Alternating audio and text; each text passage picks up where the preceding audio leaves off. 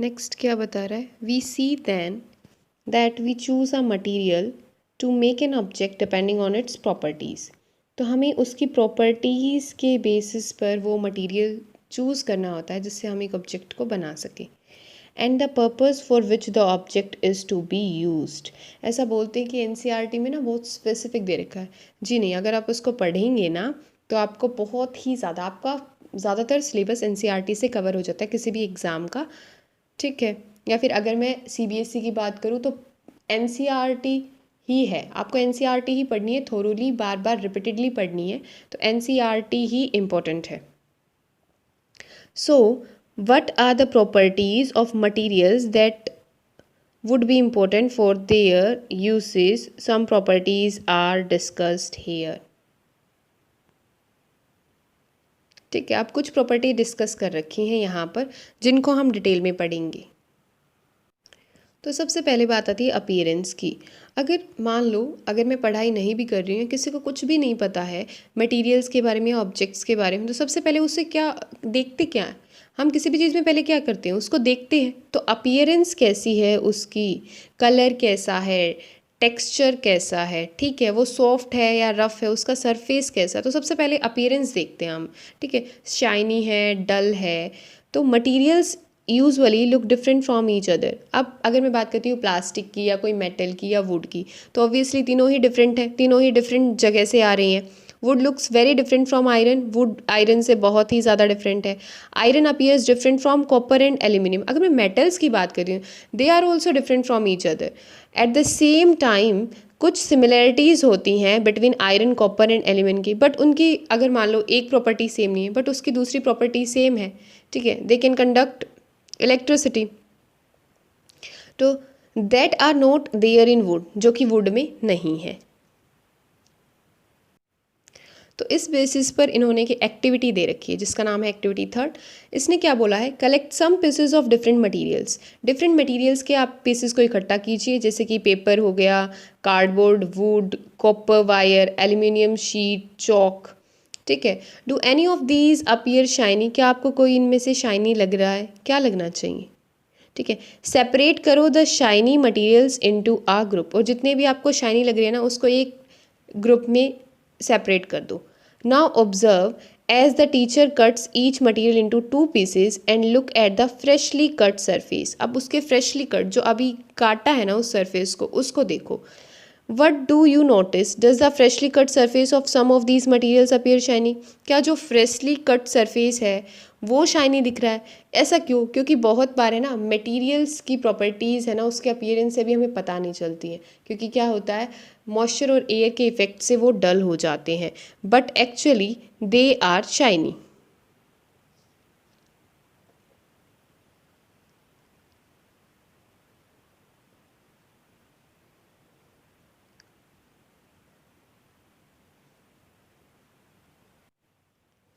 Include these objects also in the group of shiny materials. क्या आपने देखा कि जो शाइन और लस्चर, लस्चर का मीनिंग होता है shine, in other materials, cut them any way as you can. Repeat this in the class with as many materials, जिसके भी साथ आप करना चाहते हैं, जिस भी मटीरियल के साथ उसके साथ आप कर सकते हैं। And make a list of those with and without lustre, जिनमें शाइन है उनकी एक अलग लिस्ट बनाइए, जिनमें शाइन नहीं उनकी एक अलग लिस्ट बनाइए। Instead of cutting you can रब the surface of material with sand paper and see if it has lustre. आप उसको सैंड पेपर के साथ रब भी कर सकते हैं, अगर वो लस्चरस होगा तो आपको उससे पता चल जाएगा।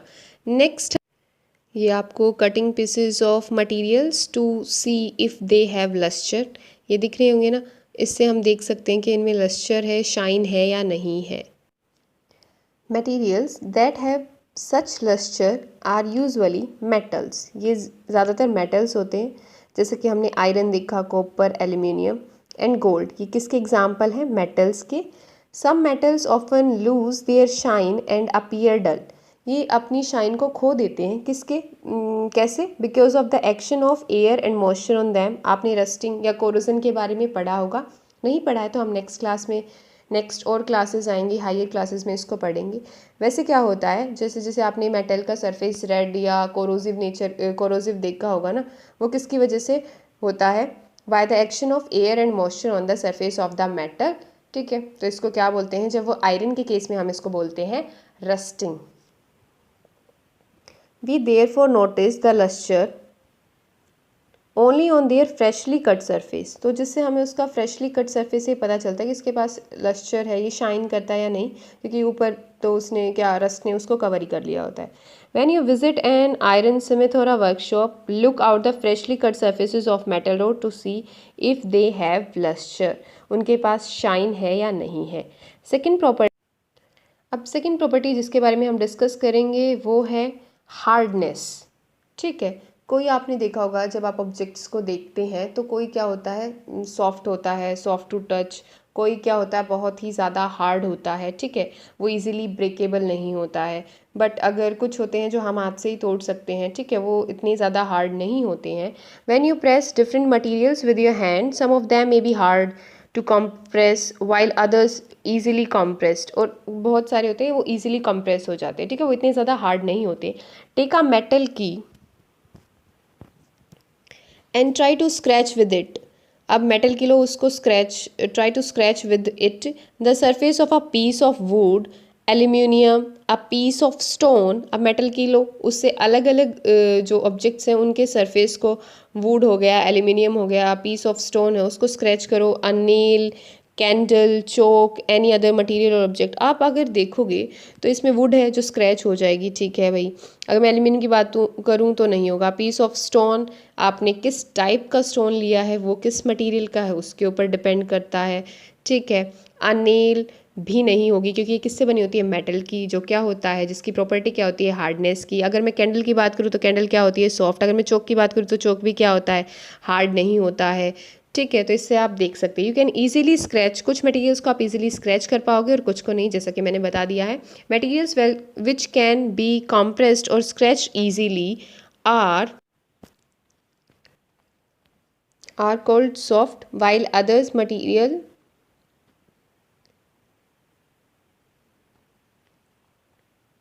while some other materials which are difficult to compress are called hard। तो सॉफ्ट हो गया कोई मटेरियल, कोई हार्ड हो गया। फॉर एग्जांपल अगर मैं कॉटन और स्पंज की बात करूँ तो वो सॉफ्ट होते हैं, अगर मैं आयरन की बात करूँ तो वो क्या होगा, हार्ड।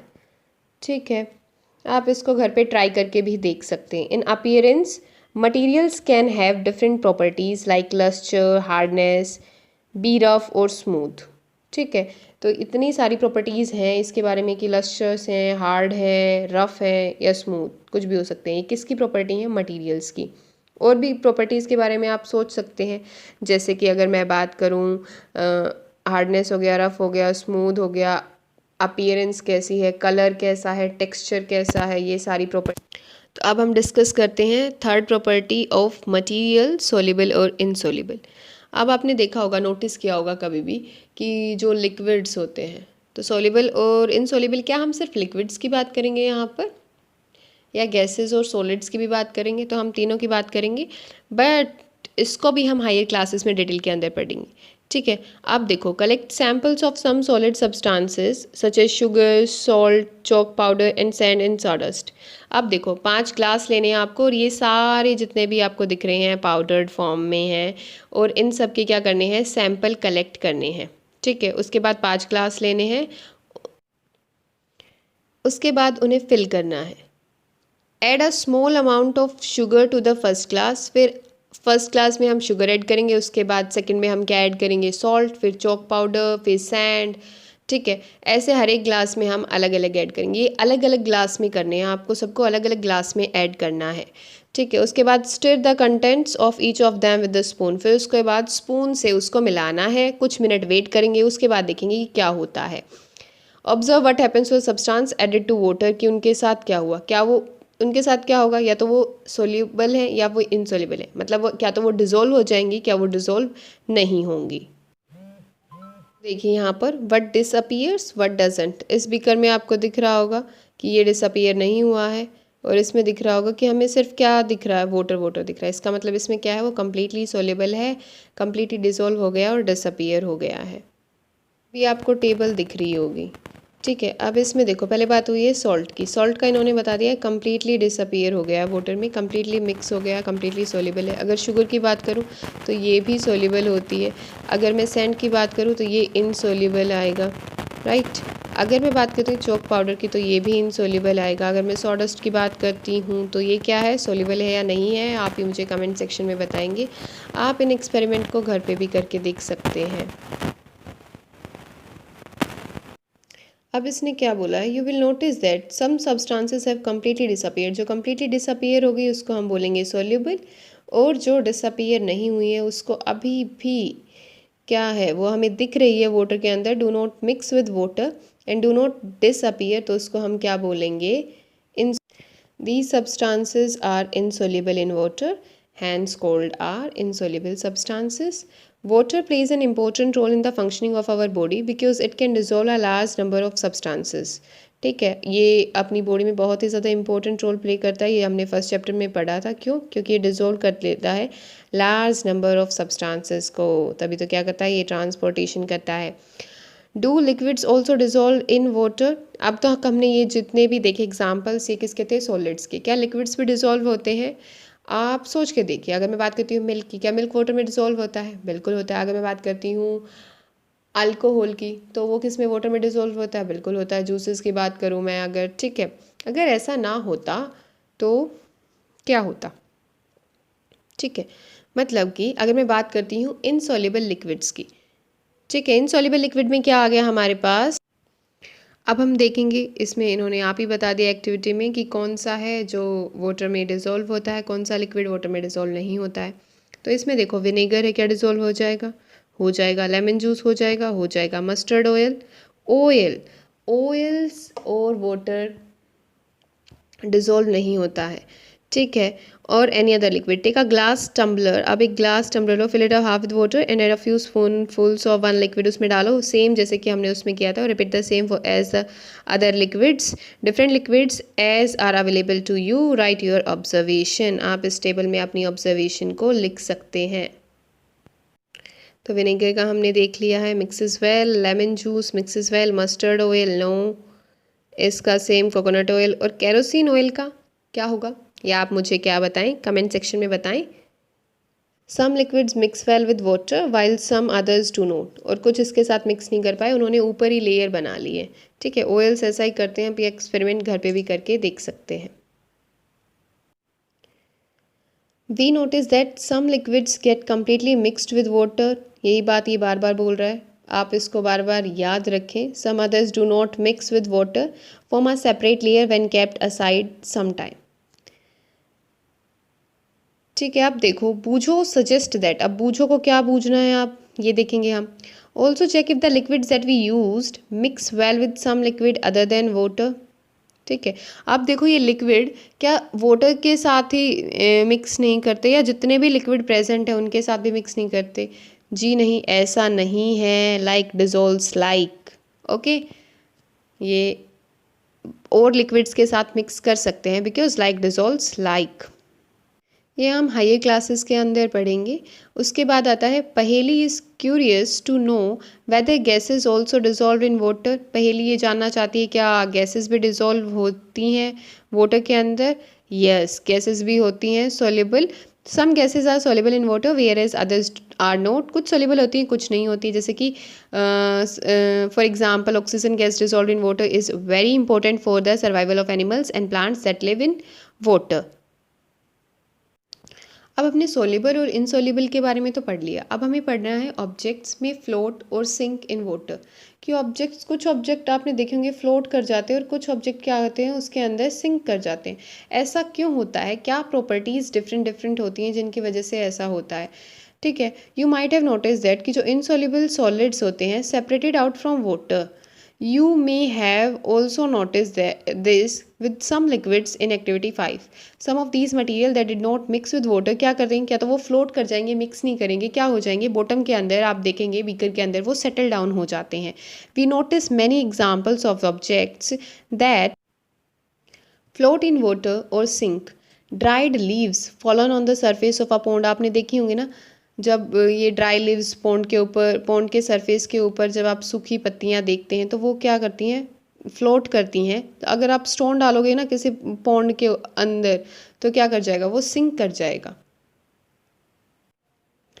आप जैसा कि इसमें देख सकते हैं, इस बीकर के अंदर कुछ आइटम्स फ्लोट कर गए हैं और कुछ आइटम्स फ्लोट कर रहे हैं और कुछ आइटम्स सिंक कर गए हैं। ठीक है, जो डूब जाते हैं उनको सिंक बोलते हैं और जो तैरते रहते हैं उसको फ्लोट बोलते हैं। Drops of honey that you let fall into a glass of water, what happens to all these?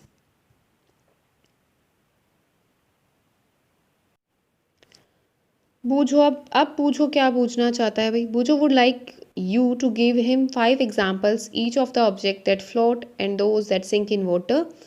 What about testing these same material to see if they float or sink in other liquids like oil?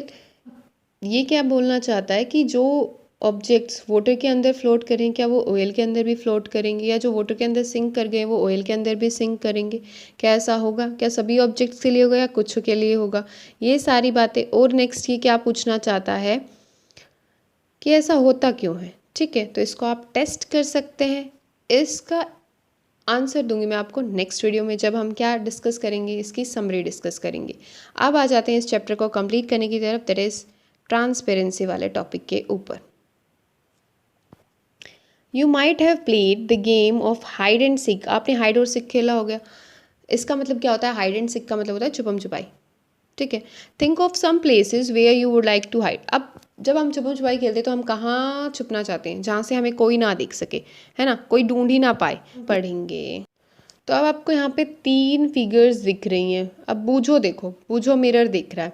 अब एक तो OPEC है, इस surface को हम क्या बोलेंगे? OPEC, जिसमें से हमें कुछ दिखाई नहीं देखता आर पार। ठीक है, जैसे ज़्यादातर मटेरियल होते हैं। ठीक है, अब ये देखो, ये क्या है? ये है ट्रांसल्यूसेंट। इसके बारे में हम पढ़ेंगे, सिर्फ मैं आपको यहाँ पे ओवरव्यू बता रही हूँ। और ये क्या है? ट्रांसपेरेंट। ठीक है, इसमें से हम आर पार देख सकते हैं। अब आपने ये तीनों ऑब्जेक्ट देख लिए, ट्रांसपेरेंट देख लिया, ट्रांसल्यूसेंट देख लिया, और क्या देखा आपने? ओपेक देखा। अब इसमें से आप किसके पीछे छुपना पसंद करेंगे? ऑब्वियसली ओपेक के पीछे। क्यों? क्योंकि ओपेक के पीछे से हमें कोई नहीं देख सकता। ठीक है, तो अब जिसमें से 2 सब्सटेंसेस और material through which things can be seen, उसको बोल दिया transparent. Glass, water, air, some plastics are examples of transparent materials. Shopkeepers usually prefer to keep biscuits, sweets, and other eatables in the transparent container of glass. जैसा कि आप देख सकते हैं, transparent bottles in a shop, so that buyers can easily see these items. और जिन्हें ना भी पता हो हमें क्या लेना है, वो भी देख के बता सकते हैं कि हमें ये वाली चीज़ चाहिए. On the other hand, there are some materials through which you are not able to see. These materials are called opaque. जिनमें से हम नहीं देख सकते, ये वाला, उसको क्या बोलेंगे हम? opaque. You cannot tell what is kept in a closed wooden box, a cardboard और a metal container. हम नहीं बता सकते। क्यों? क्योंकि उनके सरफेस क्या होते हैं? ट्रांसपेरेंट नहीं होते, opaque होते हैं। wood, cardboard and metals are example of opaque materials. example भी बहुत ज़्यादा important है। Do we find that we can group all materials and objects without any confusion as either opaque or transparent? क्या हमें सिर्फ यही दोनों मटेरियल दिखते हैं? क्या कभी कभी आपको ऐसा दिखने को नहीं मिलता? मिलता है ना। तो इसकी डेफिनेशन क्या होगी? अब भाई बूझो को तो एक्टिविटी करके ही समझ में आता है, बिना एक्टिविटी को बूझो को कुछ समझ नहीं आता। तो इसने क्या बोला कि एक क्या लो, पेपर लो, उसके ऊपर ऑयल स्प्रेड कर दो।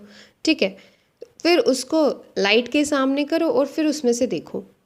Look again towards the lighted bulb to that portion of the paper on which the oil has been spread. ठीक है, पहले इसने बिना ऑयल के देखा, बाद में उसने विद ऑयल देखा। Do you find that the bulb is more clearly visible then before? अब आपको क्या लग रहा है कि जो बल्ब है वो ज़्यादा विजिबल है आपके लिए अब, but can you see clearly through the oiled paper? क्या आप ऑयल पेपर के से क्लियरली देख सकते हैं? Is everything on the other side of it visible? क्या आपको सब कुछ दिखता है? नहीं, आपको सिर्फ इतना पता चल जाता है कि that something is there.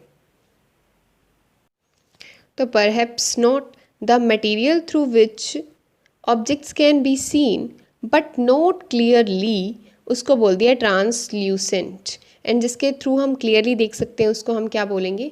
Transparent. Remember the oily patch on paper, हमने फैट का टेस्ट किया था चैप्टर फर्स्ट में फूड में, ठीक है, तो उसमें भी हमने यही किया था, that was translucent too. Can you think of some more examples of translucent material? आप सोच सकते हैं बैठ के, you are free to think. We can therefore group materials as opaque, transparent and translucent. Paheli suggest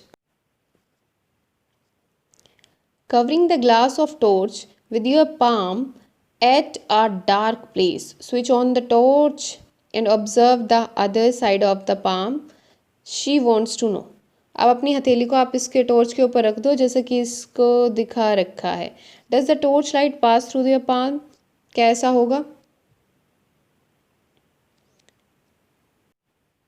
तो अब हमें बताना है ये किसका एग्जाम्पल है, ट्रांसपेरेंट का या ट्रांसल्यूसेंट का या ओपेक का। We learned that materials differ in their appearance and the way they mix in water or other liquids. They may float or sink in water or may be transparent, opaque and translucent. Materials can be grouped on the basis of similarities or differences in their properties. जो अब तक हमने पढ़ा है उसके बारे में ये बोल रहा है। Why do we need to group materials? पहली बात जो मैंने पूछी थी वही इसने अब पूछी है। In everyday life, we often group materials for our convenience, अपनी सुविधा के लिए। At home, we usually store things in such a manner that similar objects are placed together. Such an arrangement helps us to locate them easily. और shops के अंदर तो ये और भी ज़्यादा important हो जाता है। Grocer usually keeps all the biscuits at one corner. Soap को वो एक corner पे रखेगा, grain और pulses को food corner उसका अलग होगा, right? फूड में भी डिफरेंट वेराइटीज़ होती हैं तो अलग अलग के लिए अलग अलग कॉर्नर होगा। और किस लिए हम करते हैं? सिर्फ अपनी कन्वीनियंस के लिए करते हैं या उनकी प्रॉपर्टीज़ को पढ़ने के लिए भी करते हैं? तो हाँ, हम उनकी प्रॉपर्टीज़ को स्टडी करने के लिए भी ऐसा करते हैं। हम इससे ज़्यादा और नेक्स्ट लेवल का हम हायर क्लासेस में पढ़ेंगे। 6th क्लास में इतना ही है, हमने लाइन टू लाइन क्या पढ़ लिया है, एनसीईआरटी को रीड कर लिया है। वैसे ये बहुत ही इजी चैप्टर है, आप सोचेंगे इतना बड़ा क्यों ही इतना समझाया, पर कब है जब हम इसको पढ़ लेते हैं। बट एक्चुअली में जब हम करके देखेंगे ना, एक एक ऑब्जेक्ट को, इनके मटेरियल को देखेंगे और स्पेसिफिकली जब कोई ऑब्जेक्ट आ जाता है किसके अंदर, एग्ज़ाम के अंदर, और फिर उसका मटेरियल पूछता है तो लिटरली हमें सब ऑब्जेक्ट्स का नहीं पता, हमें सिर्फ कुछ कॉमन ऑब्जेक्ट्स के लिए पता है। और इन टर्म्स ऑफ साइंस तो बिल्कुल भी नहीं इतना ज़्यादा पता होता, तो उसके लिए हमें पढ़ना पड़ता है, ठीक है। Thank you for watching, I hope you guys enjoying these videos.